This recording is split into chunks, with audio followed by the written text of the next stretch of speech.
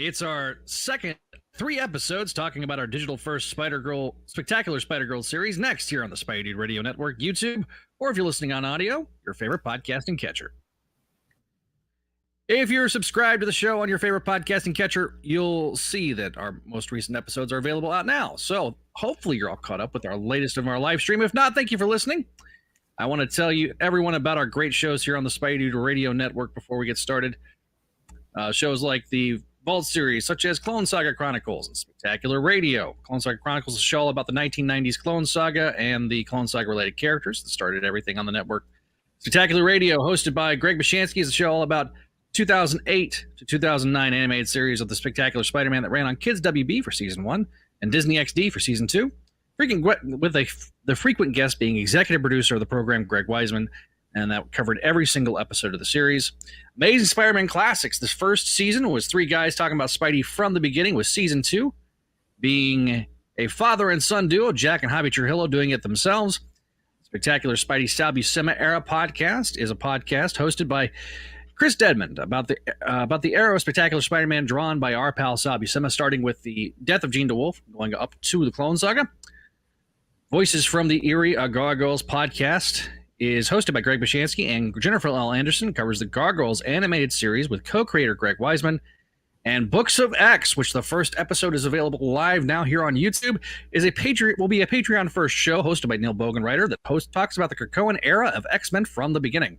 And finally, of course, the sister program of the show is the Spidey Dude Experience, the show all about Spider-Man and his world, where we talk about Spidey's modern day stories. And you can find the archives of the show here and the rest of the shows over on spidey-dude.com. The links are down in the description below. And as we do every episode, we mention our friends over at patreon.com/SpideyDude Network. Friends like Vakeman, Scott, Greg, Kale, Phoenician, Georgia, Cindy, Jessica, Catherine, Keegar, Laura, Master Drammond, Ed Reynolds, Allison Farquhar, and our newest Patreon listeners, Vicky, Scott, Janelle, Vanessa. Also, I don't have him in my notes, but he just became a Patreon subscriber. Winnipeg Spidey is also a Patreon subscriber. So thank you guys for all your support of the shows, all the shows here on the Spidey Radio Network.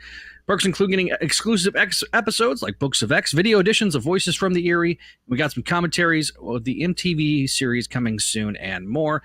And if you're listening to the audio edition of the show, please play it no mind that we'll be making references to visual aids and the live comments, since these are live streamed on our YouTube channel. So our audio listener, leave us that 5-star review on your favorite podcasting catcher, and we will read any and all feedback on the show. Thanks in advance. If you're watching us live or after the fact, give us that like, that share, and that subscribe. As always, I'm joined by Kelly McDaniel. Hello, Kelly. Hello, hello.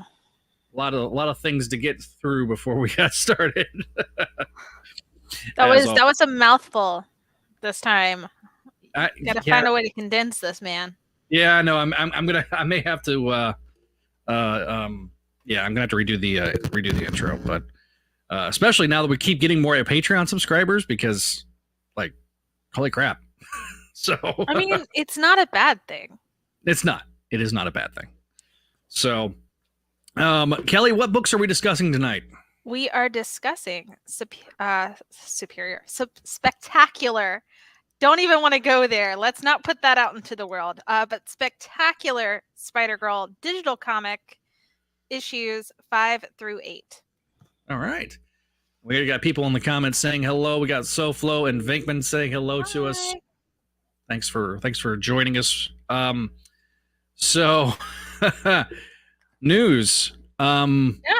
What we want to talk about the news. The news. I mean, there is a baby May. I mean, we knew that she was happening, but she was in the new trailer and she's adorable. And it's not the concept art, which I'm glad about, because I wasn't 100% sure that was actual like final artwork. So she has auburn hair. Right. Obviously with the lighting, it could be red, could be brown, because they're in some strange futuristic red blue mood lighting. But it's more auburn colored, it looks like, and blue eyes. No duo colors, no Kate Bosworth here. I love Kate Bosworth, but she's the only one that can pull it off, y'all. I didn't even know she had multicolor eyes. You don't? Go back and watch Superman Returns. Hmm. And look at her eyes. One's brown, one's blue. I'll have to do that. Yeah. Obviously, you also got in trouble with Zuckerberg by making a meme, so that was fun. I did. I mean, I understand why. I more just beside myself because it was inside the image. I just didn't edit that word because I edited a lot of words, just not that word. In response to So ridiculous. I'm sorry. Well, no, it was a ridiculous comment from someone. Not going to say who, but obviously, it's someone that is fairly known in the community, likes to present themselves as a voice for the Spider-Man fandom. Even though they want. Nope, not going to go there. Nope, I was about to go there. I'm not going to go there. But anyway, I generally respect the guy, so I'm kind of beside myself because it went too far. And that's why I chose to make the meme. I thought it'd be more of a positive, fun spin on it than attacking the guy. And of course, by the time I finished the meme, the bad take had been deleted. So I'm just gonna move on from that. You're welcome, America. Yeah. Anyway, it's a cute meme. I don't care. It's cute. The meme was adorable. Yeah, I'm sorry. It's the Brooklyn 99 meme where what's her face gets a dog. So it's literally that. It's not anything serious. I'm just saying I've only had this movie Baby May for a day and a half, but there is no slander, no death wishes on her shall be put upon her. Yeah, I mean even Ron Frenz was like he approved of the meme. So back off, everybody. Back off, Zuckerberg. Well, okay, look, I think it was an automatic thing, and I kind of understand why. I should have. Because if we can't say it on YouTube, if we can't say the word on YouTube, we probably shouldn't have it posted on Facebook. But the fact that it was in the image, because it was literally like quoting from the TV show. Yeah, like it was a subtitle from the scene of the TV show. You could probably play the clip on Facebook. Like that's the crazy part to me. Is that you can probably play the clip on Facebook and it wouldn't trigger. Okay, but here's the thing. If I state men are trash on Facebook, I will get an automatic 30-day ban. It happens to every female that says it. Please make that make sense. Listen, Facebook overlords. Stop. Just do I think we need to have a free-for-all? Not necessarily, but can we have some common effing sense? Okay, so the thing that I thought was funny though is it said that it incited violence. even though I'm pretty sure the issue at hand was the line about destroying someone. Destroying myself. Yes. Yeah. Yeah. That's what I think is funny. We're not having to force ourselves to be Fox censors. Like the 90s show, they can never use the word. It's fine. We're good. Like it's just funny. I'm really not that upset about that part. That was really just really funny. It was hilarious. Like it's stupid. It's really stupid. I was trying to turn something that like honestly really did like something that like really I'm still just beside myself even remotely like happened. Because that original tweet that spurred all of that was really just like way too far. It was it was way too inappropriate. I don't care if he thinks it's hilariously misunderstood or whatever. It's not. Come on, dude. It wasn't great. It wasn't funny. It was over the like it crossed a line. It was inappropriate. So again, I tried to make light of it and have some fun with it. And look, Mark Zuckerberg did not appreciate my joke. No. The bad thing, the other thing about that whole thing was that whole situation is there's some bad faith arguments being made using the Baby Mayday as a means to. I don't think I really. So this is the thing. It's not that deep. Yeah. They had this plot line set up because of the way that it's an older Peter Parker. And this is, he was talking about, do I want kids? Like, I mean, he literally drops that line at the end of the first movie. It wasn't a throwaway line, apparently. Right. Okay, which we had that discussion that it might not be. It seemed very likely it probably wouldn't be. So here we are, where he is now a father. This obviously is not going to change Marvel editorial's minds. I think that that's kind of insane to assume, and I will agree. Some people are on both sides, people are taking it too far. My favorite tweet was like somebody was, using the Ben Reilly. Man. Anyway, well, they were using Ben Reilly and Baby May to like make the point of like, hey, Hollywood's giving Marvel editorial a middle finger, and then Nick Lowe's like, no, I'm just excited as you to see the movie, and then like and then everybody's upset over Nick Lowe saying I'm excited to see the movie, and it's like there's nothing it's not that serious. Like, y'all, he has to enforce mandates, and we may or may not agree with how he is agreeing to enforce said mandates, but I don't think he has anything like he doesn't have some well, he might have a personal vendetta against Ben Reilly. Just saying. But I don't think he has a personal vendetta against Mayday. I don't think he has like some kind I don't think it's that personal. I don't it's so strange. It's kind of like, do you go into your job and have like these intense feelings about things that happen? Because after a while, I sure don't. It's a job. Like, y'all, he can have his personal feelings and enjoy a movie that isn't in the 616. Yeah. Despite what we got into that debate on our live stream that we did, which if you have not checked that out, be sure to check out after you get done watching this episode. We did the live stream reaction show, and so like, yeah, it's one of those things. Yeah, well, I mean, and like I said, it's a kid. It is a family cartoon. It's kind of like how everybody's like, all the critics are bashing Super Mario Brothers. I watched it. It was cute. I don't understand the anger. Is it perfect? No, but it's not made for it's not made for an adult. It's not highbrow art. You know what? Like, it's a children's film. This movie, Spider-Verse. Now, of course, Spider-Verse is going to be art because the first one was. It's great. It's perfect. You got even. But you know what I mean? Like, it's a family film. Calm down, y'all. Calm thy tatas, guys. It's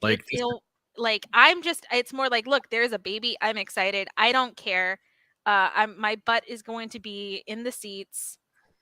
May or may not cosplay. I don't know yet. I know we were joking on the Discord about Baby May cosplay. And how nobody needs to see me in Baby May cosplay. How that basically is me, because I'm in mismatched clothing today since I worked from home. Yeah. But it doesn't. Come on, y'all, and just enjoy the ride. Have some fun. Embrace the whimsy. Embrace just being happy. It's okay. Like, it's okay if it's not your jam. It's not your cup of tea. It's okay if the character is not something you really care for. You're not the audience. So just enjoy the ride. Have some fun. Dude, do you know how excited I am to take my kid to this movie? Like, I'm super excited.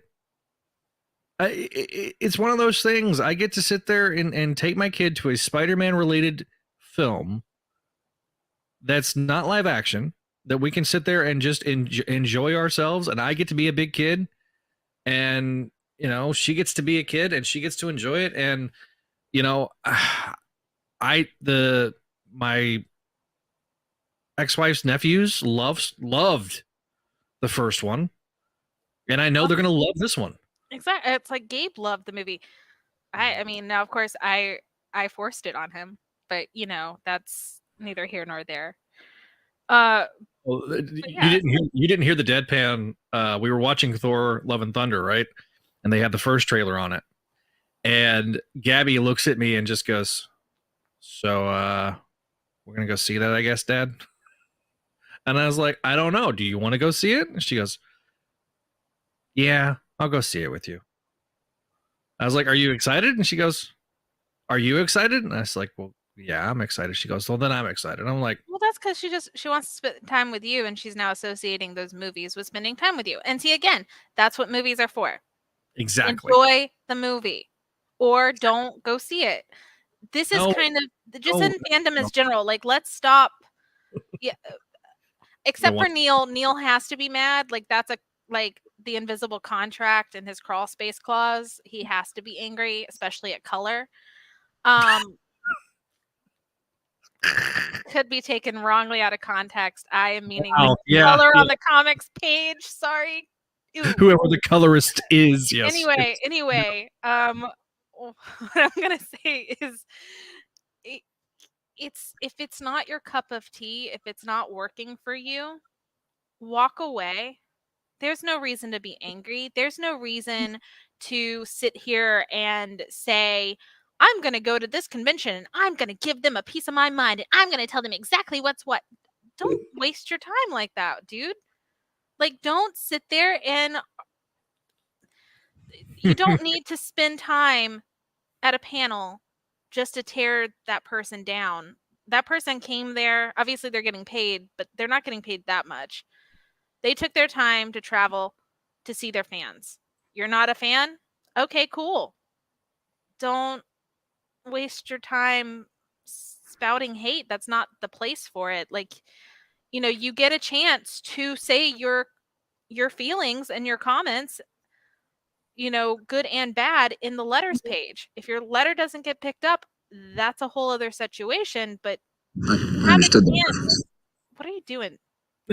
I'm understanding your reference that you're referencing, the person you're referencing. I'm sorry.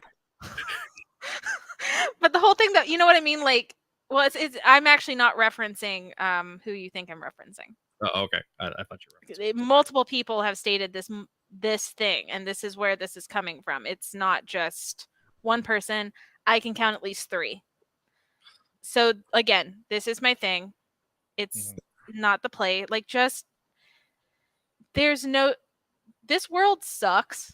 There's no sense in like bringing yourself down because you're upset. Just go back, read the things that bring you joy, and you can come back to it later or find something new. It's okay that things are not okay. Yeah, like what we're doing tonight. We're reading things that are bringing us joy.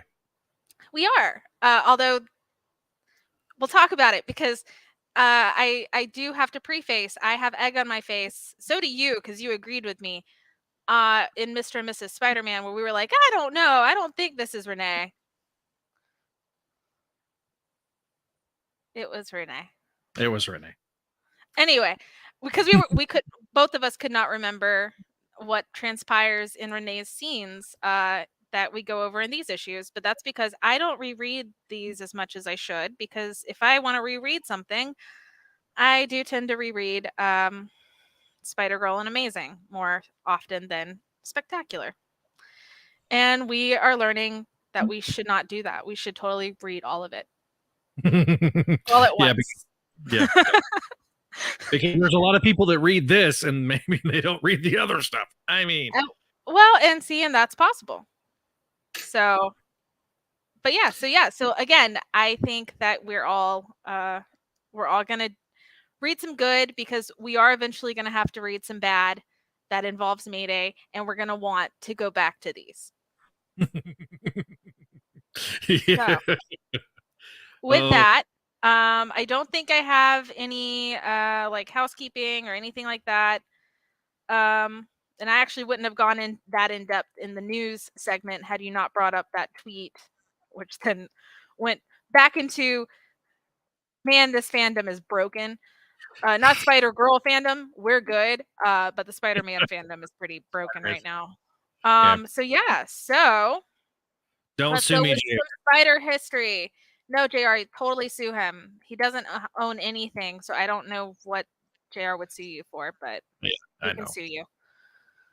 All right, so we discussed that Amazing Spider-Man Family had come to an end last episode with issue 8.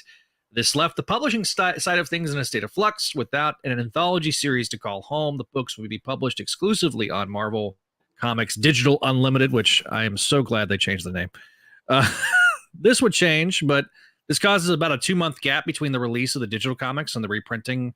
They're reprinting in the books instead of it being the same month or a few weeks difference.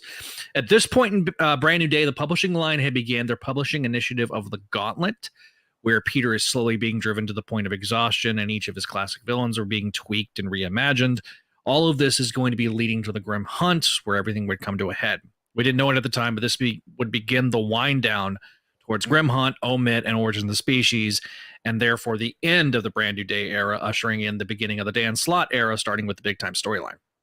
The first issue is notable of Web of Spider-Man because it is the first time J.M. DeMatteis wrote Kane in a long time. So he wrote a Kane story in that issue, and there's some deep cuts going into this issue, but we'll explain them as we go. And so, unlike what we've been doing lately, our breakdowns will be alternating for the first time in a while. So Kelly does. Do we want to say why we're alternating? Because I got to dictate, and there's special scenes in issue 7 that I just feel like I want to go over. And then, of course, in issue 5, the Jersey Devil. There are cryptids. So and I must talk about cryptids. as a local cryptid, as a local Spider-Man cryptid, the elusive actual girl fan. So Kelly has issues 5 and 7, and I have 6 and 8. I have 6 and 8 because they have Daredevil and Kane, and therefore I'm going to like those better. So as we noted in the last episode, each story in these 4 issues are 17 pages each, which covers are weirdly taken from splash pages. They're not really covers per se. They're awkward. You can tell they were really new at what they wanted to do with the way they portrayed the comic. Also, if you're using Marvel Unlimited, the guided view is very wonky and janky. So it's wonky, it's janky. I also believe, because Vinkman has constantly told us that in the reprint, some of the pages are turned around. I can kind of feel it in one issue. I believe it's 7, because it's very... No, it's some in 5. It's mostly in 5 and there's a little bit in 7 and 6 where it just feels very short. Like the transitions, there, you know how normally there'd be a transition with the line or a scene, it just felt more smooth. Here is very boop, boop, boop. And it almost, like when I had to do these breakdowns, there's parts where I just kept to one story until it was at a good stopping point and then went back to the other, even though that's not how it reads. And that's just because it almost doesn't make sense in some areas. So I tried my best to kind of smooth it out as I talk. If it is missing pages, which is what it feels like, I don't think it is though. But if it is, I'm sure someone will yell at me. Did you look at the variant cover to Web of Spider-Man #1? I did. And I wrote it in there. I honestly did not. If that is Mayday, I didn't know. Me either. So obviously I don't have it. Yeah. But, I couldn't tell if it was Mayday or not. I mean, it is the suit. So I'm honestly going to assume it's Mayday, but I'm not 100% sure. I've actually never seen that variant cover before. Thanks, Mike's World of Comics. Anyway. So let's get down to business to defeat Let's get the down. Huns. All right. That joke too. So, Spectacular Spider-Girl #5. Marvel Digital 2009 August, and it dropped August 12th, 2009. It was reprinted in Web of Spider-Man Volume 2, Issue 1.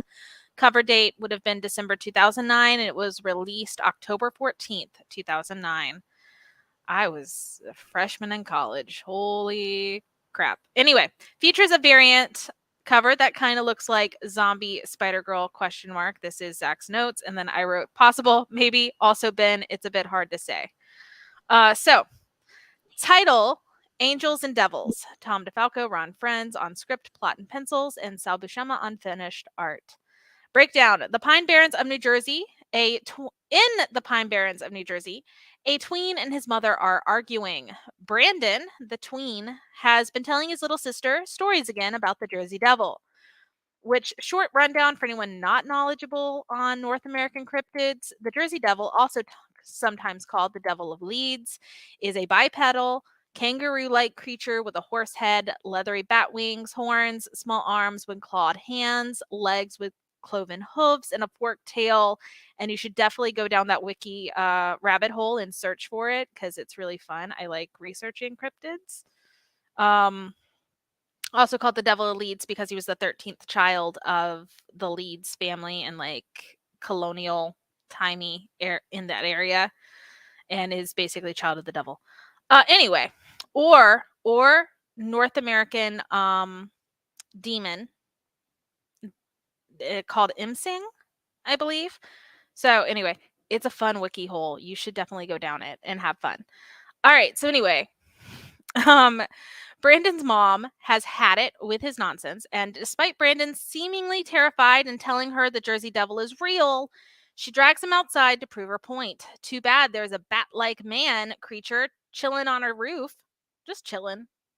The mom shines her flashlight on the creature, which causes them to screech and fly away, scaring the mom, who holds her son in terror. We cut to darkness and Mayday's narrations. She's alive! Yay! Though her head is pounding, everything's a bit foggy as she wakes up and goes over her last memories. She hears voices, something about chains, and we see that she's tied in chains in a very dark, very cramped place. Our favorite mafia goons, Guido and Nunzio, have parked their car in the woods and are chatting about the possibility of the Jersey Devil. They wanted to dump Spider-Girl's body in the river, thus the heavy chains. But Silvio demanded her body be dumped in the Pine Barrens. Nunzio is pretty spooked by the Pine Barrens because of the Jersey Devil. But Guido doesn't believe in it. As they open the trunk of the car, they mention Kurt the Kid and Pat the Olive Eater, which I get the Olive Eater part, but now I also really need to know the story of why someone in the mob got called the Olive Eater. I need this backstory, okay? Anyway. If you're listening to us right now. I need this backstory. Anyway. As I've lost everything. All right. Kurt and Pat have seen the Jersey Devil. Luckily, this is a nice distraction for Spider-Girl to bust out of those chains and I wrote giveaway, but run away. Luckily, Giveaway. Spider-Girl lives. It's a great scene. As Spider-Girl gets away, she realizes how bad a shape she's in and thinks about how this wouldn't have happened if she hadn't have ditched April. She has to hope that April's realized what happened and is coming for her, right? Right? April surely is going to come for her, right? Yeah. So anyway, April is currently having some fun as she assumes her misguided assumption that she is now the only living Spider-Girl. Something sets off her spider sense, however, and that stops April in her tracks. And this is, I believe, where the pages get switched later. Or, like I said, something feels very cut short. We cut back to May in the woods as she tries to pull herself together to just kind of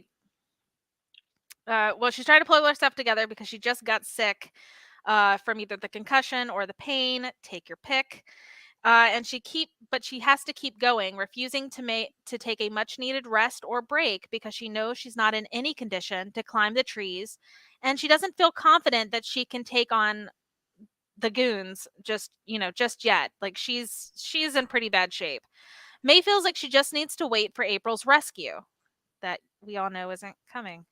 So May's spider sense goes off, and as she turns to look in the direction of danger, we cut to our favorite goons who have come face to face with the Jersey Devil, who screeches at them, probably about gun safety, if I'm being honest.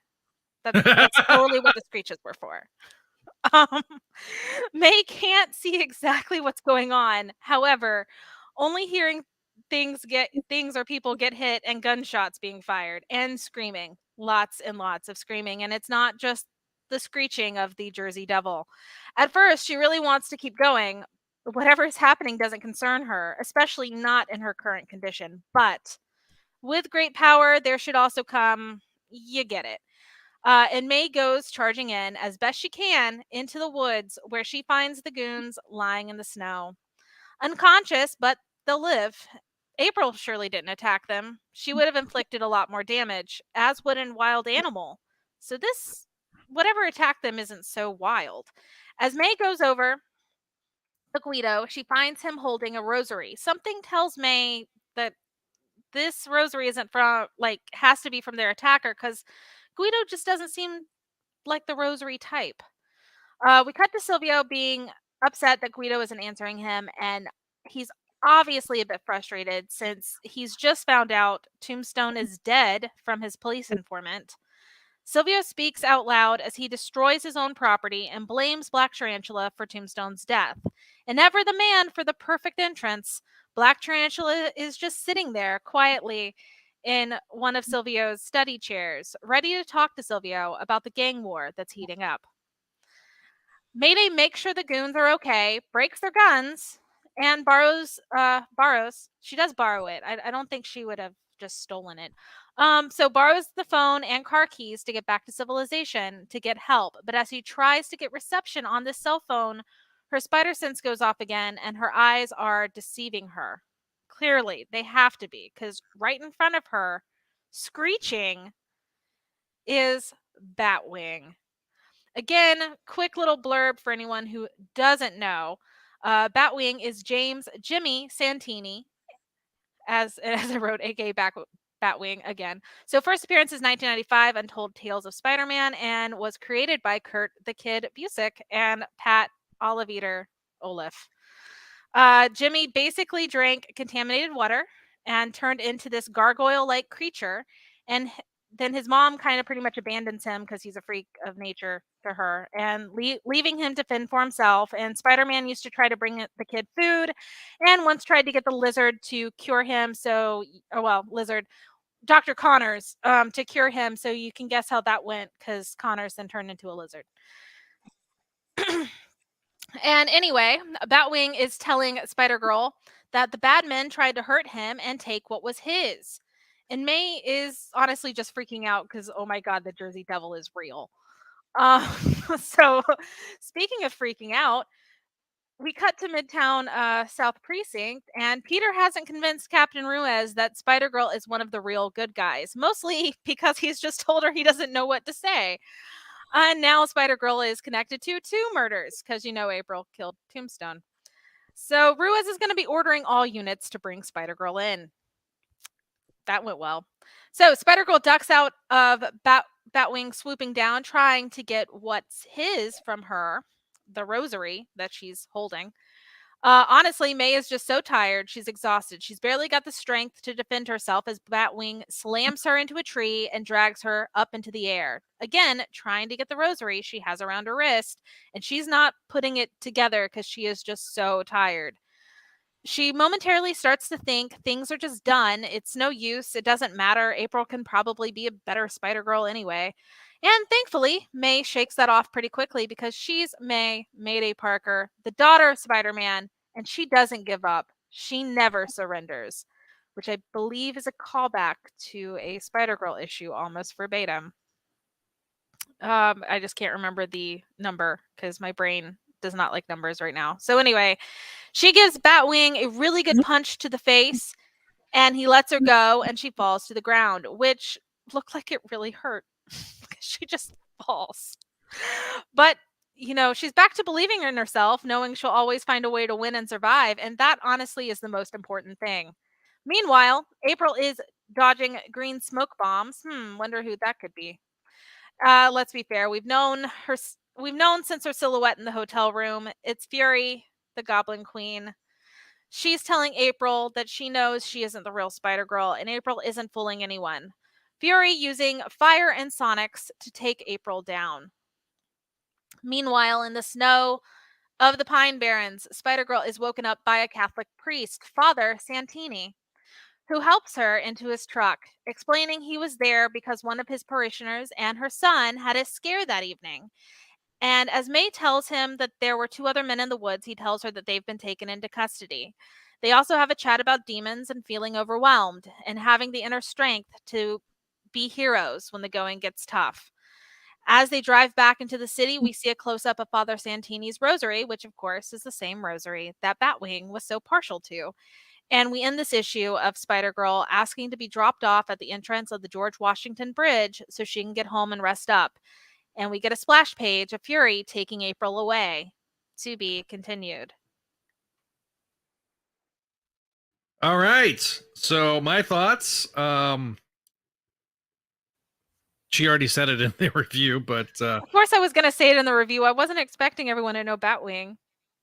But the issue, the first issue of Batwing was Untold Tales of Spider-Man #2, cover dated October 95, released on August 17th. He would be like she mentioned, he would be a pretty frequent guest star in the books. Peter took pity on him, finding out that he was just a young boy. The incident that caused him to become a gargoyle was in the Carlsbad Caverns. Fun fact, my parents used to live in Carlsbad, New Mexico, and I never went to the caverns once. I mean, in fairness, I was going to make a Flint, Michigan joke, and I decided against it, so... Ooh, that yeah, well, if you've... Having been to New Mexico multiple times, you can tell that there's a reason that the government used it to test nuclear bombs. Anyway, so yeah, I think issue 5 was the Ron Frenz drawn Lizard issue that I thought that, because we mentioned in the Mr. and Mrs. Spider-Man episode, I mentioned that, I think this is the first time him drawing the Lizard, and no, he drew... It's full circle, even though I told you that wasn't the only time that, that wasn't the first time. I know you did, but yeah. So full circle moment. Good job. Go me. There's going to be a lot of go us's that we have questioned and mistaken and forgotten. We're starting. Oh God, Zach, we're starting to forget things. Well, it was good while it lasted. Oh God. Oh no. He was cured. Okay, Batwing was cured in issue 24 of Untold Tales. So seeing here. Well, okay, he was cured, but at the same time, wasn't he in the West Coast Avengers at some point? That I don't know. I'm pretty sure he was. The last time we all saw him in 616, he was in the West. He was, for some reason, hanging out with the West Coast Avengers. Why not? So I love the fact that Jimmy is a priest that runs around as the Jersey Devil, because that amuses me to no end. It's one of my favorite things about this issue is the Jersey Devil is a priest, is a Catholic priest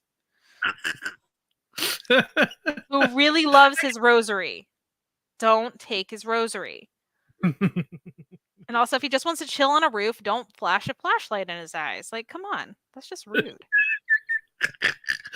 Anyway, Kelly, your thoughts on this issue? Obviously, I love anything that brings cryptids in. And I'm always amused. But I like how I like how Batwing is brought in. I like how we kind of get to see Jimmy Santini. Because in fairness, we're getting to a point in this where we're seeing a lot of callbacks.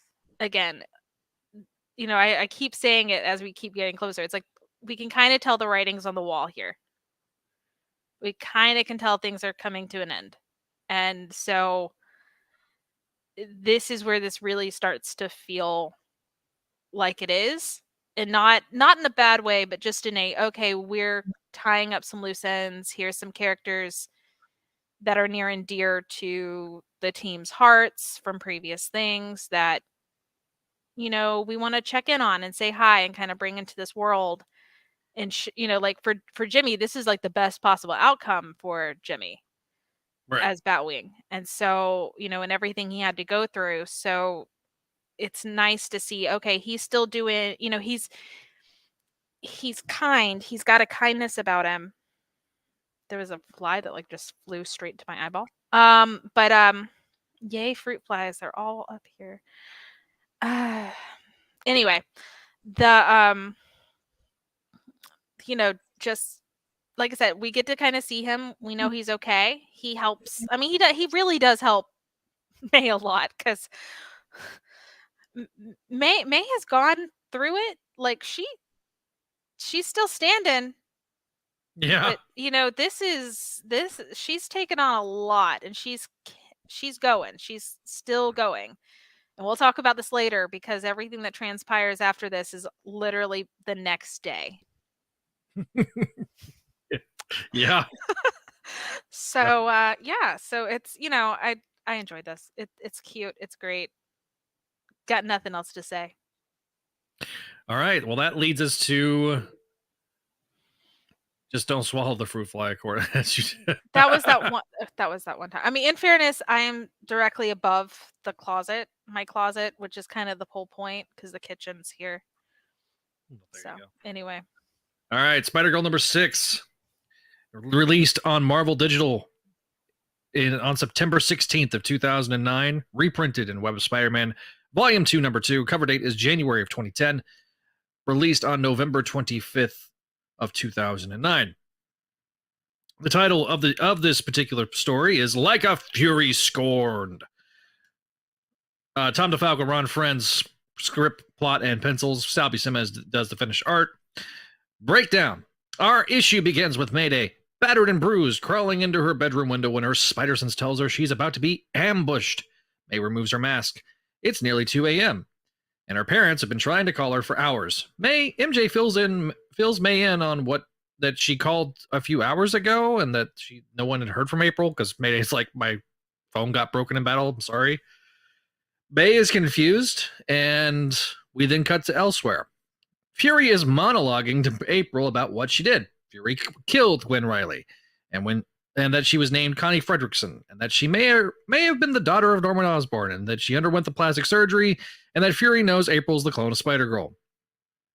Fury reveals that she also knows that Peter was Spider-Man, thanks to her letting it slip in their last encounter. Meanwhile, Don Silvio gets an update on Guido and Nunzio being in police custody. Black Tarantula is trying to implore Don to end the gang war, as it's bad for business. He proposes that they join forces. Don doesn't seem to be very receptive to this idea. The next morning in Forest Hills, May awakens refreshed, but her right ankle is dodgy still. She looks in the mirror, applies her makeup to cover the bruises, and Peter informs May that Tombstone was found dead the night before from Phil, and May passes off that she's aware of him. May wonders if April's involved, and then maybe that's why she's disappeared. MJ wonders if it's related to the gang war, and May says that she'll try to stay out of it until she can clear her name, and Peter whips some new web shooters up. Back in Fury's hideout, Fury relays the message to April. They are the true heirs of Norman Osborn, created to be used as living weapons against Spider-Man and his family, that they were discarded by the Order of the Goblin. April wonders if she has an off switch to the monologuing and if Fury is going to kill April, but no, Fury is trying to make it clear she has no intention to harm April. After all, they're practically family. Next day at school, Mayday explains her injuries due to a rough pickup basketball game, and West runs into them, calling Mayday Angel. He wants to talk to May and let her know that he tried calling last night, but he couldn't get through. So in case he lost his digits, he gives her his number. They were all unlisted. It's not that they didn't go through. He couldn't find them. They were unlisted. That's right. Excuse me. Sorry. We cut to why I'm covering the issue. My favorite buddy cop duo of Kane and Dark Devil are trailing Renee DeSantos. Kane knows his schedule, and Dark Devil remarks that if he knows, then someone else knows. That just as this is said, Fury attacks them, knocking them out temporarily. May is trying to explain the situation with Davida and Courtney when her spider sense goes off. May sees Fury and tells everyone to clear the area. Something bad's about to happen. May goes to, quote, find a cop when Simone is dropped off at school. Jean meets her, and they talk before Renee's car is attacked. Fury does her best Willem Dafoe impression before grabbing the car and throwing it like it's nothing in front of Simone, who yells for her father. Just as it's about to land, May catches the car and sets it down. Fury remarks that the clone swore Mayday was dead, and that Mayday suddenly feels guilty about it. She's trying to dodge the attacks and can't see. May then tries to force her indoors, and Fury just throws a bomb at the place, blowing it up. Simone is being held back by Jean, who says that they need to go, but she refuses. She wants to help her dad. Fury hears her yell for her father and snatches her up. Jean wonders aloud what to do, while Wes says, anything, and jumps and springs into action. He grabs Simone's leg, remarking about how much of a bad idea maybe this was. May is trapped under the rubble, and Wes, losing his grip, is falling to his doom. To be continued.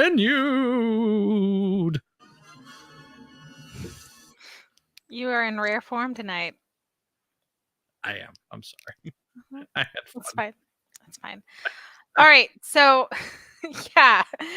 Anyway, I really like I really like seeing how May's friends react to this danger. Like this is the first time that they are really like everybody is up and close.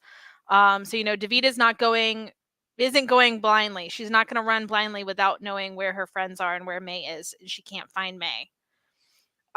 We see Simone might be a giant brat, but she's not going to just stand there while something happens to her dad. Mm-hmm. Like that is her dad. Jean just kind of stands there. Jean freezes. Definitely freezes. Jean. I don't like, Jean is just a piece of work, man. And then of course there's Wes.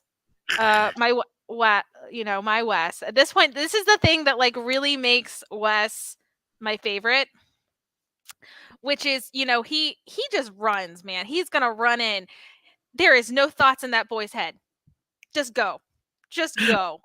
I'm gonna grab this. I'm gonna grab my classmate to try to save her from this supervillain. I mean, Wes, what are you doing? There are no thoughts.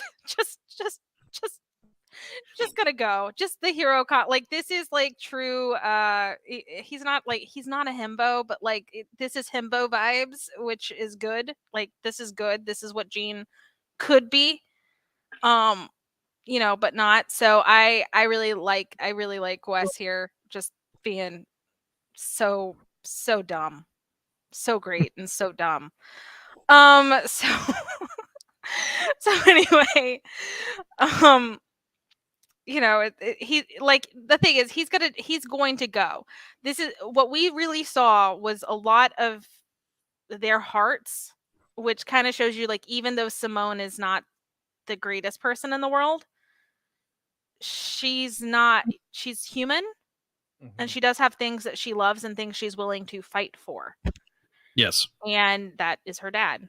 And so, just kind of seeing how they react in these situations is a lot of fun. And I enjoy it. And I enjoy seeing the friends be heroes because that's always fun, even if they really just make things worse.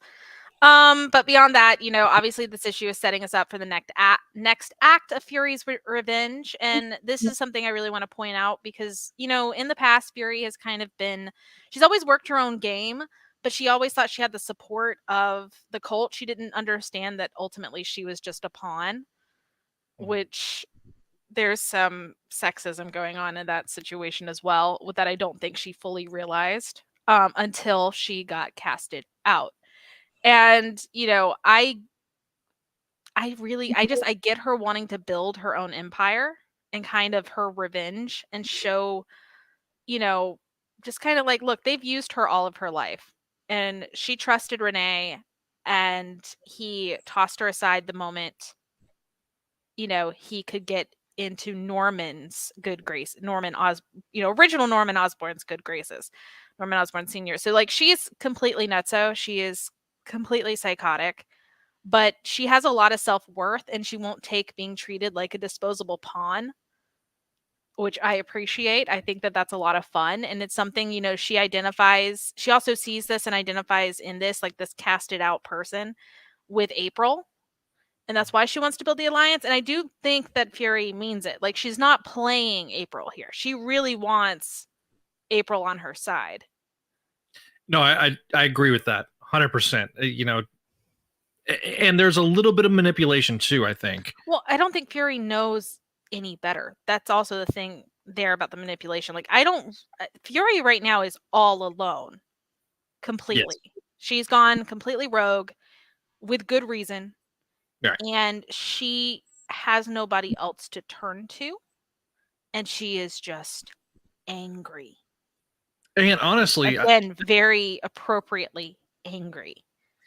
This version of Fury is probably the one I would prefer, just because she isn't a pawn. She is, it's cool to see these characters gain the layers that they do, and having now, because it's been a long time until we got close to this era. I had not reread these issues in a long time, and I would honestly, this is the way I would take Fury. So you know how like there's these conspiracy theories about Shelley Miscavige from Scientology. yes, I mean, So where is Shelley? Where is Shelley? So this would be more like, what if Shelley broke out and started her own cult? That's where that's kind of the Fury mindset here. Like, she's still indoctrinated in all of it. She still believes in all of it, but she knows she's been burned and used and screwed up, and she's going to forge her own path within it. I also really like how they very organically give her a similar arc as a goblin to Norman. She finds out the Parker history and the Parker connection, and now she's using that as a means to manipulate. Well, she's using it as a means to manipulate, but you notice she's not using it the way most others would. She's not playing like she's not going to go destroy their home life. She has no intentions of stealing MJ or Peter or the baby or doing anything directly with Spider-Girl. And in fact, actually, if Spider-Girl hadn't have gotten in the way here, like if May had stayed home and never known this happened until way after, Renee just would have been taken. Mm-hmm. Yeah. It's one of those things that, what if she hadn't have interfered? Would the situation had been worse or better, or what would have happened? And so these are these kinds of things, because it's like Fury's main goal was not to destroy the Parkers. Right now, her goal is to destroy Renee and get her revenge on the Order of the Goblin. Mm-hmm. She felt like April. It's April. Like, she doesn't care if April feels like she deserves some of that. In her brain, she needs April, and April is the most logical partner because of their shared history. Yes. So April just doesn't quite see it that way, which we'll talk about April later. But yeah, no, I really enjoy it. Like, I don't know. This is the part that, like, to me, it's like there's more to Fury. There's more stories with Fury, because this is truly where, like, she has been a dangerous adversary, but now things are getting personal for her, and that makes her more unhinged, more dangerous, and more just like you can do juicier stories now with her. Agreed. She's no longer tied to the Order of the Goblin. She is out for herself, and that makes her far more dangerous. And I enjoy that part very much so. Let's go to the comments. Unfortunately, we got Walter making fart jokes. Hi, Walter. Why are you even putting it up? Why did you even make mention of it? Just ignore it. He also notices the gray hair in my beard. Well, thanks, Walter. I'm not self-conscious. We got Wes, maybe an empty head here, but his heart is pure gold. Well, yeah, so, that's the whole point. That's the whole point. He is the Brendan Fraser 90s character. From Encino Man? Yeah. Well, Encino Man, George of the Jungle, technically. George of the Jungle. Bedazzled. Monkey's Paw. There's a lot of stuff with Brendan Fraser where he's just heart of gold. Yes. Anyway. We got Ryan does confirm that it was West Coast. He was mentioned in the Avengers Initiative. Okay, well, I think we're good on comments. I honestly don't know why we needed a comment break. Well, I was just sorry, Walter. I just don't feel like we need that. So anyway. All right. Anyway, so let's go to my last issue of the night, which is Spectacular Wait. Spider-Girl. What are you talking about? I haven't done mine. We haven't What? gone over 7 yet. Calm down. I said my last issue that I'm doing the recap. Yeah, but I haven't done 7 yet. Oh God! I did it. I'm doing 8, not 7. My bad. I'm okay. I'm shutting up. I could. I'm not gonna. Okay, Kelly. I will make jokes after we're off air because this is a very senior moment. Yes, it is. Yes, it is. Yeah. Okay. Anyway, so Spectacular Spider-Girl issue 7, info Marvel Digital 2009, which was dropped October 20th, 2009. It was reprinted in Web of Spider-Man Volume 2, issue 3. The cover date for that is February 2010, and it was released December 9th, 2009. And you wrote weird that it was only 2 weeks between releases, but I do believe that it was a double at some point. Anyway, so the title is Whom Gods Destroy. Tom DeFalco and Ron Frenz on script, plot, and pencils, and Sal Buscema on finished art. So May tries to get Fury to chase her into a building, though it didn't quite work as the building now is coming down. May having to hold the debris up on her back as she dodges the explosions that sends the building crumbling down and gets out of harm's way. Her ankle is still hurting from the tombstone battle that was literally last night, and she didn't get in until 2 a.m. and only got 5 hours of sleep, but I don't know how she's doing this. So anyway, her spider sense alerts her to Fury flying off with one hostage and another student of Midtown High falling to his doom. It's Wes, as we saw in the last issue. Oh man, oh man, oh man, oh man. So May makes quick work to kind of use momentum to get herself up to catch him, realizing just how much she really depends on her web shooters to help her save the day. Wes gets a cute callback to the Superman Reeves Kidder line, and May quickly thinks of a way to get them to safety, referencing the 2000 classic Crouching Tiger, Hidden Dragon movie starring Academy Award-winning actress Michelle Yeoh. And she runs atop the trees, slowing them down to safety, and lands West to the ground, although due to the momentum, May does dislocate her shoulder in the process. Ouch. Fury holds on to Simone as Simone screams, and Fury tells Simone that Renee is going to pay for betraying her and turning the Order of the Goblin against her. As Wes asks if Spider-Girl is all right, Kane and Dark Devil come in. Kane chastising Spider-Girl for not using her web shooters, and Dark Devil, for once, actually openly saying he wants to check to see if Spider-Girl is okay. Kane says Spider-Girl is fine, besides a dislocated shoulder, and helps fix it pretty quickly, causing Wes to get sick from the sight. And Spider-Girl tells Kane when he fixes it that he is the absolute worst, which, you know, it's cute. It's adorable. I love it. This whole scene is exactly why I wanted it. I wanted to talk about it. So anyway, Kane realizes Wes got sick and is kind of skeeved out, which amuses Dark Devil to literal no end. Knowing that Kane is squeamish is something Dark Devil is now going to use forever. So it's just a cute family teasing. But the cute family teasing must end because the police have shown up to arrest Spider-Girl in question to the recent murders, and Dark Devil teases that her father must be so proud. And Kane tells them that they need to leave now. So Dark Devil calls Kane uncle as he teleports, poofs himself, and Spider-Girl out of there.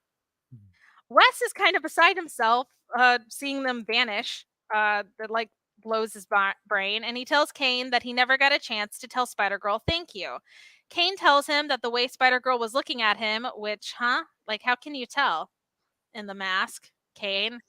That, you know, anyway, that he'll get his chance, and then and this is a dumb term, but I'm sticking to it, and then Kane stunts on the NYPD with his federal badge. He does. He stunts on them.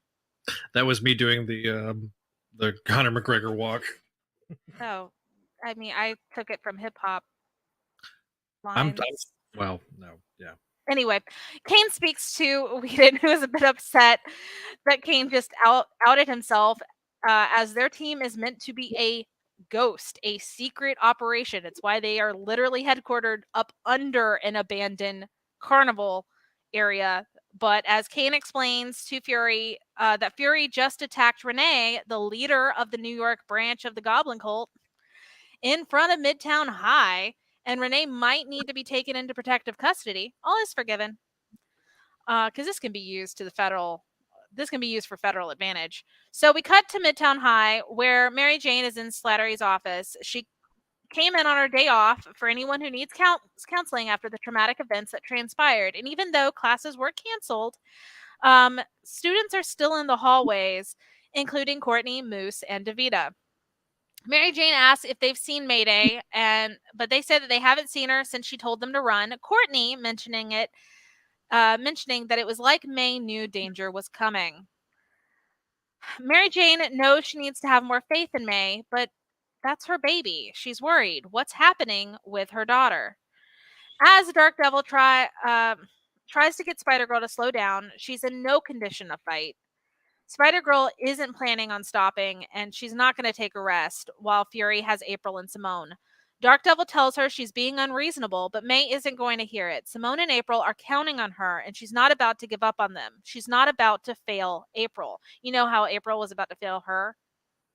Anyway, Fury has taken Simone back to the hideout, and as Simone questions Fury, and we find out Simone thinks her dad is a corporate lawyer, and that's where we think the baby and the corporate lawyer stuff from Mr. and Meister Spider-Man came from. We forgot. There's another scene that pretty much confirms that me and Zach are stupid. So anyway. We're not stupid.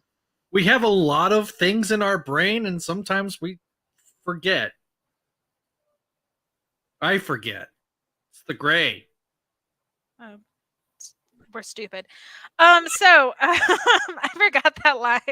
It literally where I was like, I forgot that line was there. I take back all the things. So anyway, poor Simone, honestly, she is a big brat, but she's been through a lot and deserves a lot more than being tied to Jean and letting Jean treat her like he has. And that is a rant for another time. And we'll talk about it after this, because I'm going to talk about this, because honestly, Jean is trash. Jean is the Zach Morris of Midtown High. All right, so I said that. That's like been his character trait. Anyway, Fury knocks Simone out and tells April that the original Spider-Girl is still alive. April immediately, almost subconsciously, changes into her blue suit the moment she hears that May isn't dead. Something Fury notices right away. Fury gloats and teases, calling April a poor little clone, and tells April that she's counting on Spider-Girl to come find her in the hideout. And April tells Fury she might have something to help lure Spider-Girl here, and gives her the Spider-Sense tracker device that May gave her. Meanwhile, Black Tarantula plays around with chess pieces, because he's not really playing chess, as he talks to Chesbro and Anya about the offer he gave Silvio. But as they talk about using diplomacy over violence, the penthouse is blown up. Welp, there's that. So May gets distraught as she loses her. She can't feel her anymore, which I'm assuming it's April. She feels like she's failed. She's let April down when she needed May the most, and as Dark Devil actually tries to lift her spirits up, May doesn't want to hear it. She lashes out and uses Dark Devil's old teases against her, which is another callback to the beginning of Spider-Girl. Reminds him of when he told her that she couldn't hack it, and how he's right. Congratulations. After a bit, Dark Devil calls Spider-Girl by her name, May, and tells her that she's become the hero they all aspire to be. Before May and Riley could really have a heart-to-heart, May's spider sense goes off. Wait a minute. April must have found a way to contact her. She's getting a signal that could not be any clearer. Riley tells her that he is right behind her, and she thanks him for the pep talk, teasing that he must have not really meant it, though. And in classic Dark Devil fashion, he replies nonchalantly, and they run on to save the day. Fury, being all dramatic in the darkness, reminds us that this is a trap. Fury's warehouse is next to a cemetery. And while Spider-Girl is stubbornly going to find a way in before any backup can be called, Dark Devil pretty much gives in quickly and just transports them in. Because that's a great plan. And a spotlight that has been placed on Simone, with Fury right behind her, letting Fury give all of this dramatic segue to lean in to dramatic stage entrance for a very venomously looking April, who is now Fury's partner, to be concluded. Dun dun dun. That's better than your soundboard. Anyway, what are your thoughts?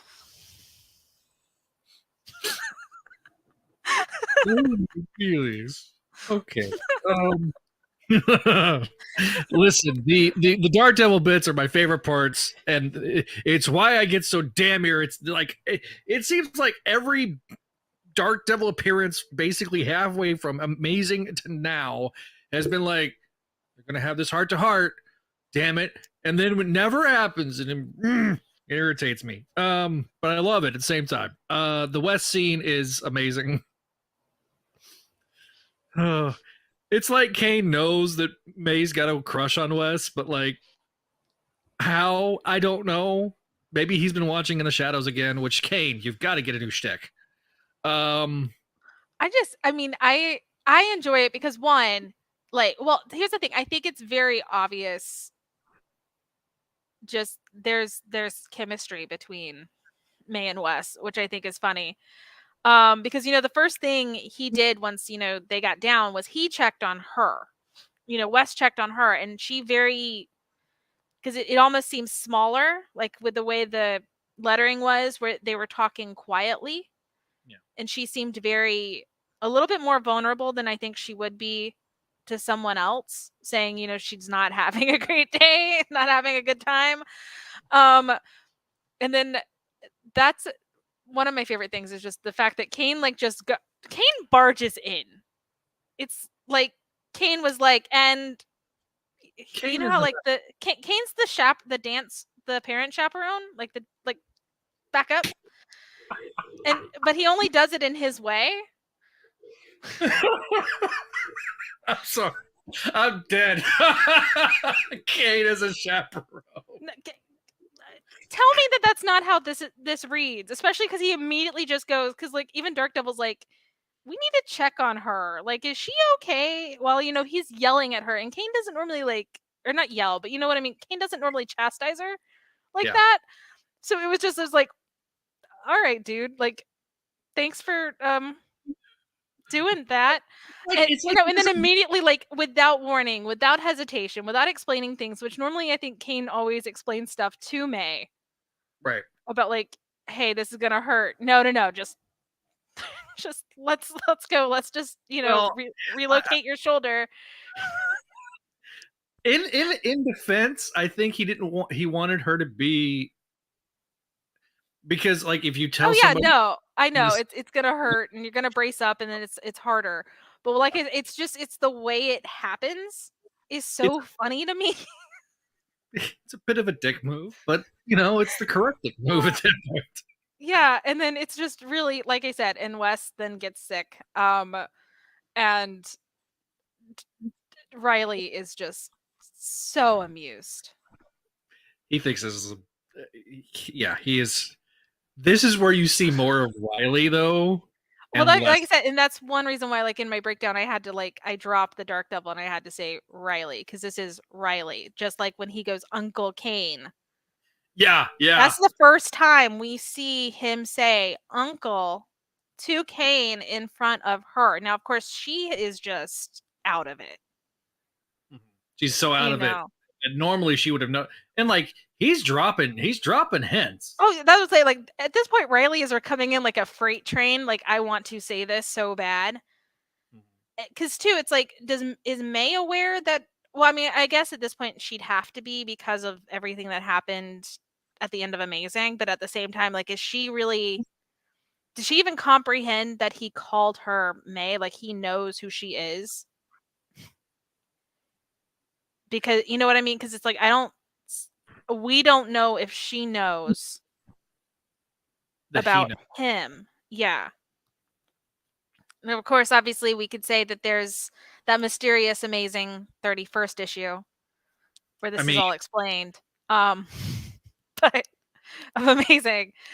But like I said, if it's not, Riley is just coming in like a freight train at this point, which I understand his mindset too, because he's now seeing how they're handling a clone of May, and he's like, wait, maybe they could accept me. Mm-hmm. Absolutely. Like, there is a lot of subtext there that I completely agree with. I think there's, and Riley's doing it in Riley's way, which is, I'm just going to drop hints like a passive aggressive weirdo until someone picks it up. Well, I mean, he learned from the best passive aggressive weirdo in Kane. Okay, I know, but like, you know what I mean? Like, it's really funny, but I really enjoy the heart to heart. And I don't think May is an idiot. I just think May is running on fumes. Why? Like, I mean, I think like May would have probably connected the dots, especially after him, the way that he comes to her and saying like uncle and stuff like that, had she been running on all cylinders. Yeah. Or maybe if they had more time with Gwen Riley. Yeah. Because there's also that, like, let's be fair here.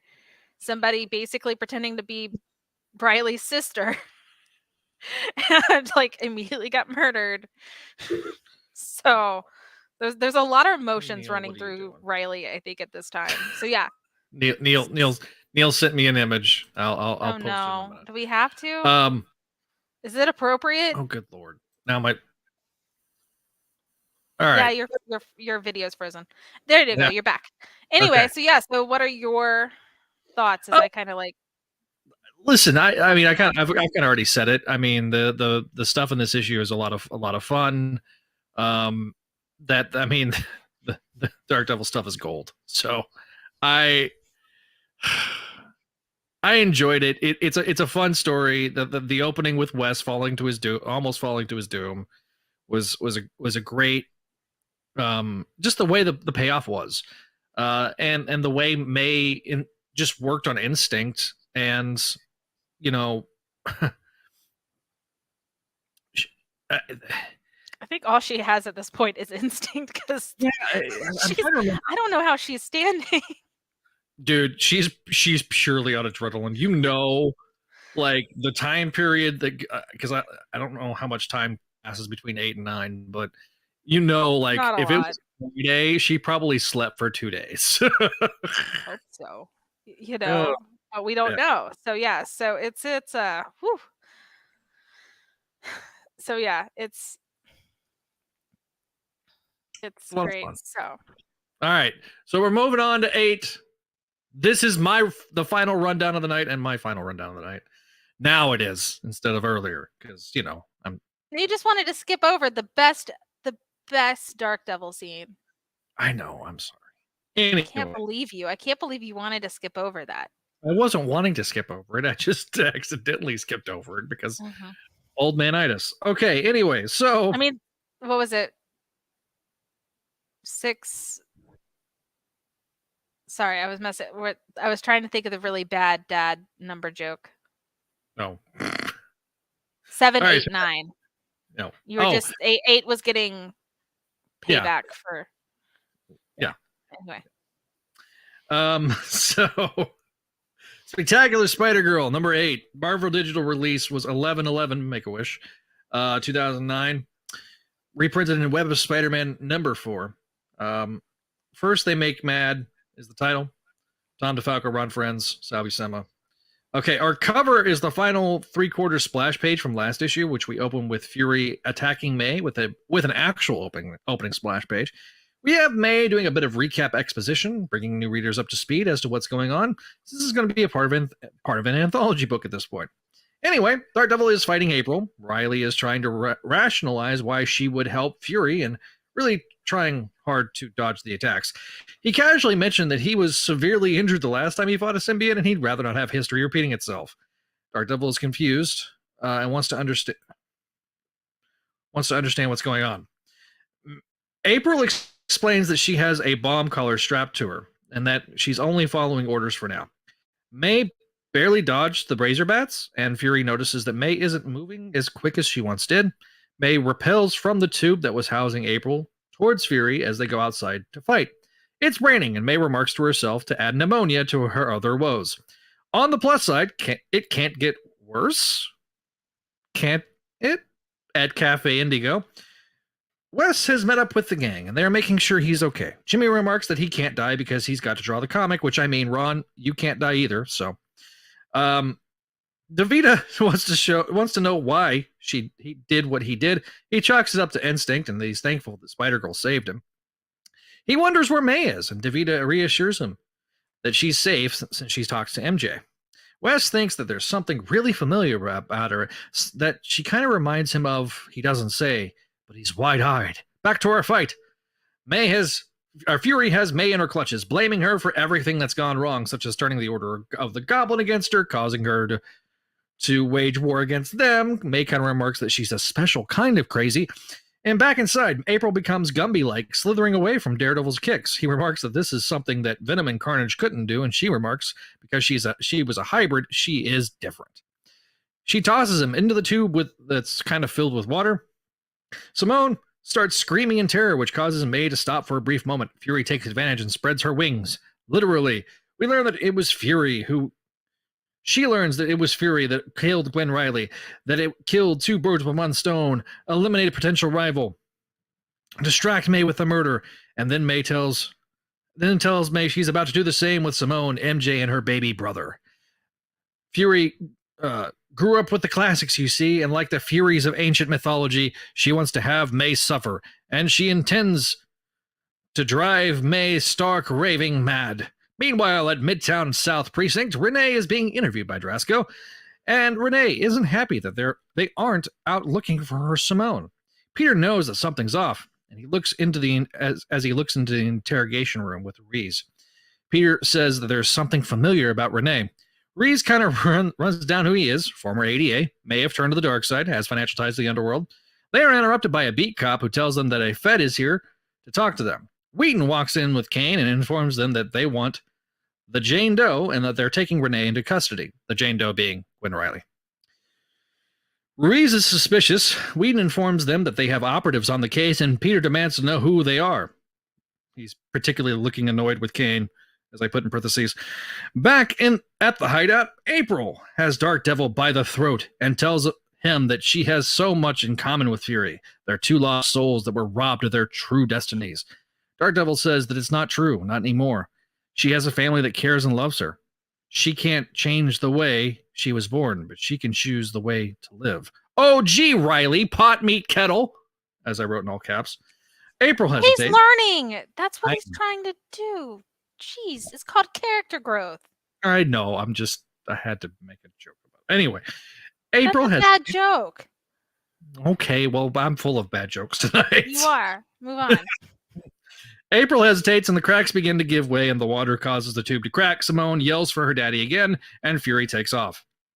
May knows that her punches are lacking power. She's running on fumes, and Mayday continues to fight, continues to try. Meanwhile, at Don Silvio's house, Man Mountain is back and aghast at the fact that Don had pulled the trigger on the assassination attempt. Don replies that Black Tarantula disrespected him by showing up to his house, and that he was forced to retaliate. That Black Tarantula only had himself to blame for all the destruction and the casualties that will result in the gang war that will erupt. Back at the hideout, Dark Devil asks April what it will be, transcend the past or remain trapped by it. Simone keeps screaming, and Fury shows up, ready to kill. She's surprised that the spider clone hasn't gotten around to doing it so far. April is taken aback by her accusation, and Fury tosses May around like a rag doll. Fury throws a bunch of razor bats to finish Simone off, but Dark Devil grabs them in time but via teleportation. April remarks that he's still an amateur compared to her, and pulls the collar off herself, or rather through herself, and tosses it to Fury.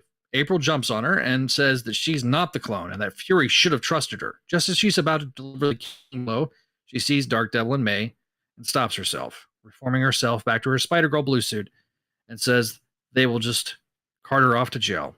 Sometime later, Kane supervises Fury's capture, talking to Mayday.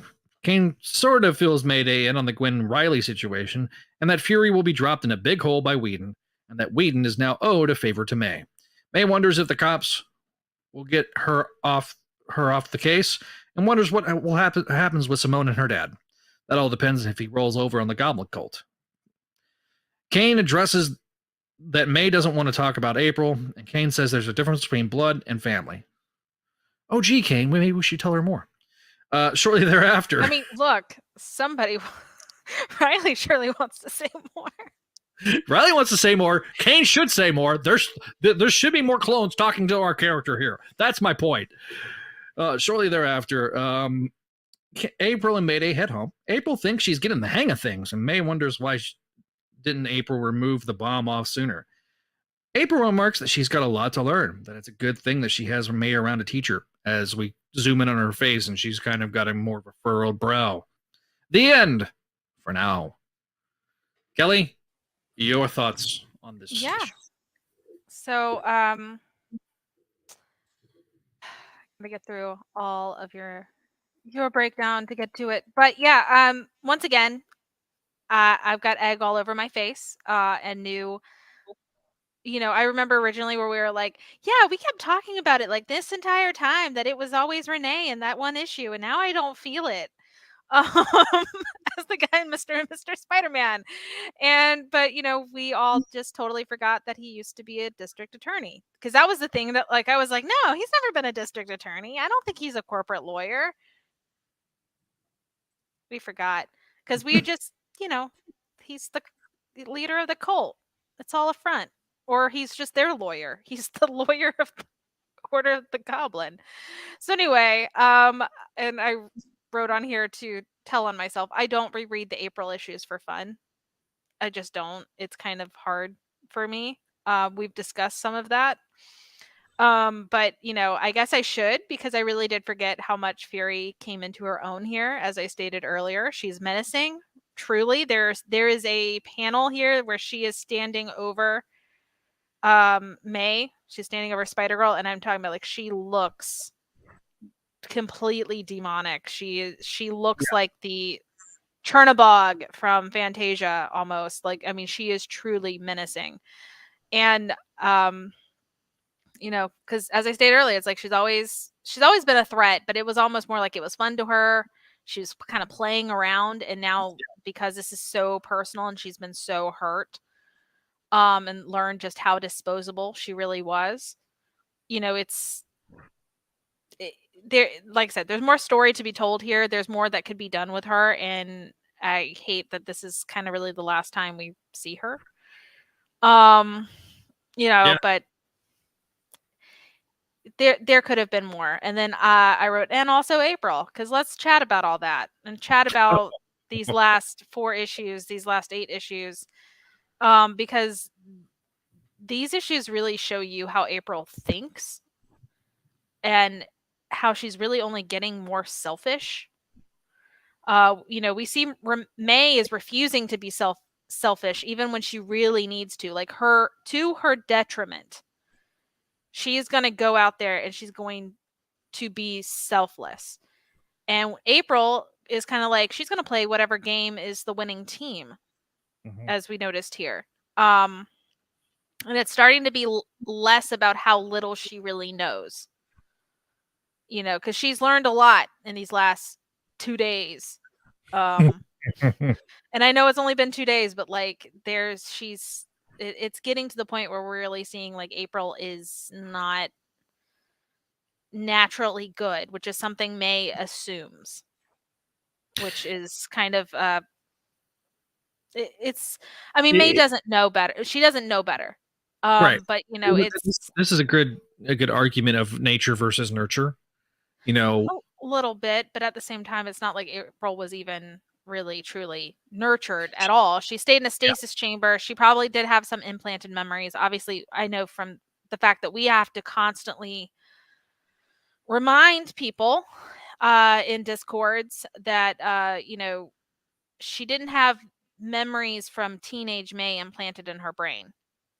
She read May's diary. That's the only reason she knew anything. Yeah, no, there she wasn't. She was a experiment that essentially became defunct when Norman died. So there were probably memories implanted in her about, okay, you're the true daughter of Spider-Man. You're going to go out and do this. Like that was kind of like, because, science fiction-y, this is the implants that are in her brain. Well, and there's not like the Order of the Goblin might have like tweaked some things, but they wouldn't have known who May was. They didn't know who Peter was. So the big difference between April and say a Ben Reilly or a Kane, not even a Kane. I mean, Kane really didn't get the memories. Kane and April are very similar in the sense of Kane was discarded very quickly because of the clone generation. With Ben, there was hypnosis, and then there was the RNA implantation that happened via Miles. So had that not happened, then they wouldn't have had the matching up of the memories. So you don't probably have that with April as a result. And so, like you say, had she not read the diary, she wouldn't have known what end was up. And so that is a big difference between this spider clone and other spider clones. And too, it's like, yes, she's been played as well. She was experimented on. She was treated very inhumanely, honestly. But the thing is like there's this situation, like as I wrote in here, it's like, we said last episode, May has all the best of Peter and MJ's traits.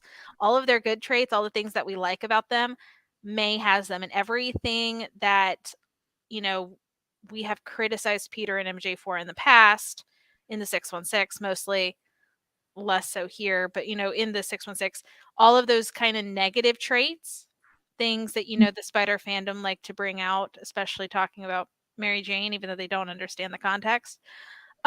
Those are in April. And they're being magnified. Now, could they be magnified due to, like I said, science fiction-y stuff? Possibly. Totally possible. But this, I think, is also more just, she's just kind of that person. That's just who she's built to be, I guess. And, she needs to work harder at being a good person. It needs to be more mindful of that. And we're just not seeing it. Like it's almost like all of these worst traits are festering and they're getting more darkly twisted, either because of her alien DNA, which I actually think, had things been explored, I think that might be what's really kind of twisting things. Oh, 100%. Because she is, we talk about Venom. Like the thing is again, she's not wearing a symbiote. She is a symbiote. This alien DNA is spliced in her. That's just as much a part of her as human. She's not completely human. Yeah. And we know that symbiotes amplify the negativity. Now, this is not something that originally was in the comics. Josh, don't come after me. I know. But Josh listens? He does. Okay. Hi, Josh. But one of Josh's pet peeves is that the 90s show is really what brought that element of negativity. And then obviously it's kind of been slowly adapted. But we know historically now the negative feelings and stuff like that get amplified by the symbiotes. So imagine that being literally in your DNA. Yeah. And it's not like it's the voice, the voice over your shoulder talking to you. It's just feeling that way. Yeah. So it's a little bit more nuanced, a little bit more subtle, but it's has a big clap of thunder. I don't know if that came through on the mic, but no. Big clap of thunder. Yeah, no. But yeah, so it's like you said, we're kind of seeing this, and it's, to me, this is always the hardest part because, we know what April's going to do. And obviously she learns big lesson on this in the end, but this is kind of why I don't reread it, because this is going to hurt me and I don't like it. So These next Anyway, 5 3 issues. issues. Yeah, 3 Well, issues.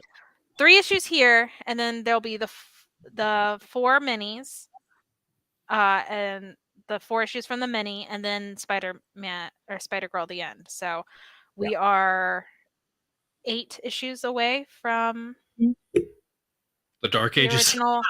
It's not the Dark Ages, but from what I call the original run, because there's not that much of a gap in between these series. And we will have a lot of the history stuff when we get to the end. I'm sure I will be spending a good chunk of time describing what was going on at Marvel at the time. Well, we need to go into Marvel and the fandom, because I realized that that's something that we really do need to focus on is, that the fandom is not new. Some people. I had to point out I was talking with our friend Sven, who I know listens to the show. Who is awesome and great. And I sound that was probably a little too snarky. Everybody's great. It's just we have noticed that me especially, it's particularly targeted at me,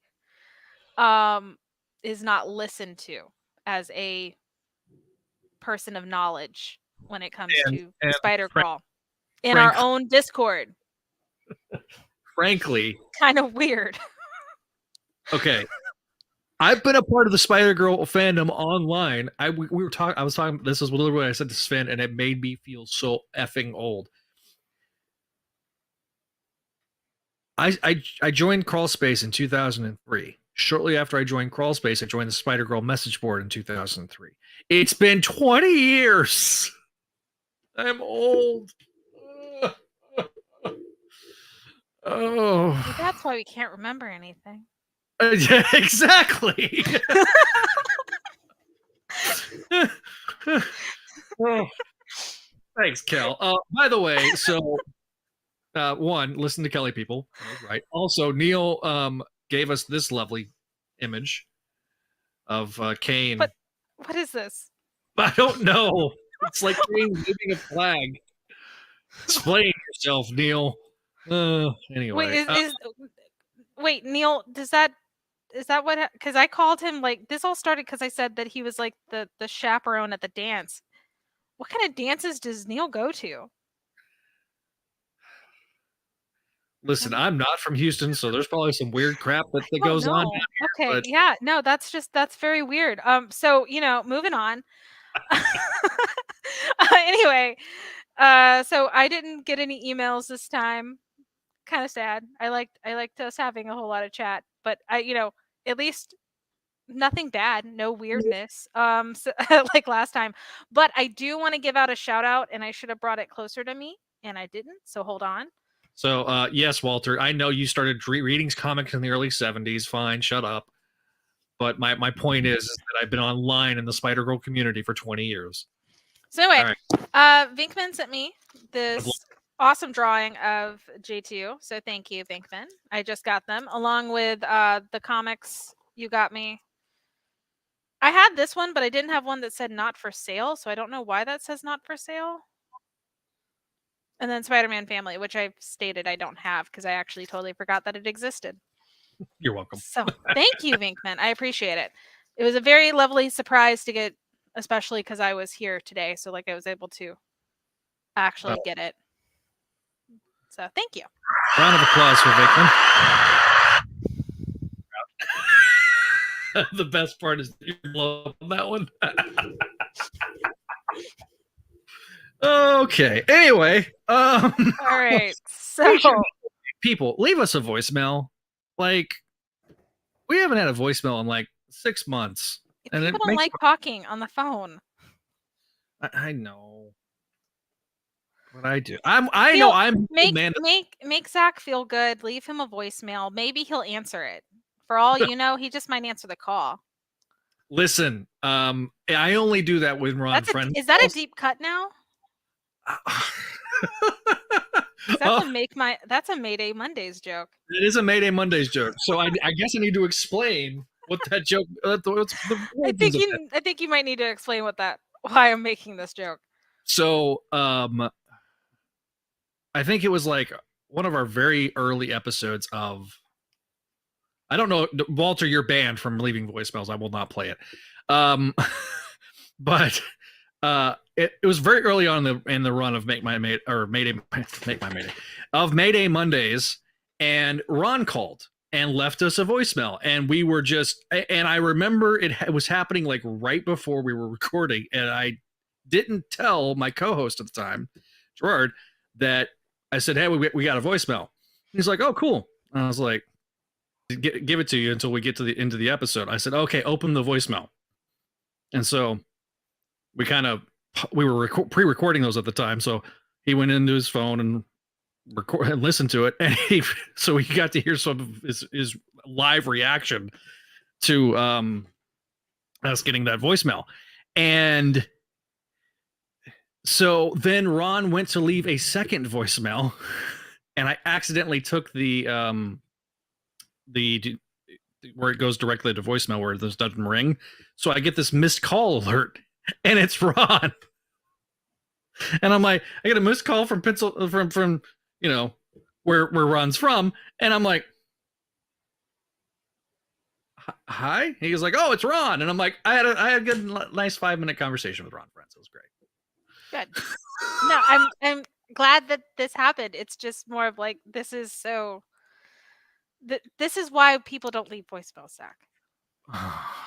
Well, I have it set up to where it's gonna not ring on my end. So okay. Anyway, please make him feel better, because he did actually have to renew it. And we had a conversation about how is it worth it to renew it. So feel free to leave him a voicemail so it feels worth it. Thank you. Thank you. And you can leave a voicemail for any of the shows, and that includes, or just directly, just send him a voicemail. Make him feel good. Well, I mean, if you like all the other shows on the network, then you can. Yeah. Shut up, Neil. God, I got. So anyway, speaking of Neil. The first episode of Books of X is available on the YouTube channel if you have not checked it out. Also, check out our shorts. We've gained, I think I said, was it 50 subscribers in the last month? So thank you to all our new subscribers. I appreciate you. Thank you. Yeah, we got Warlin, I think is a new subscriber. Hello, Tevia. So we've had a bunch of people jumping in and out of this episode. Okay, Kelly. Next episode, yes. So we're gonna go through Spec Spider-Girl issues 9 through 11 and finish the digital comics out. We are getting to the Punisher mini and then to the end. And again, it is not the actual end, as we do still have our Shannon sightings in Captain America Corps. Spider-Verse, Web Warriors, etc., etc. So next episode will be issues 9 through 11, and what's going on in there is there's April and Jean. He moved on fast. Wes gets suspiciously more helpful, and the gang war heats up in the conclusion of the digital run of Spectacular Spider-Girl. Yeah, that's right. We're barreling ever on here on Make My Mayday. If you want to leave us some feedback, you can always leave us feedback at join our Facebook page at Spidey Dude Network, as well as Instagram.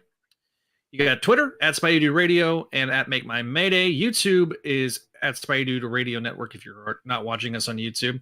Instagram, you can also follow Kelly on Instagram too at KMcDaniel28. TikTok, you can at Make My Mayday at Spidey Network on TikTok. Be sure to watch our shorts too. If you like action figures, I'm going to be doing a Spider-Girl one here pretty soon.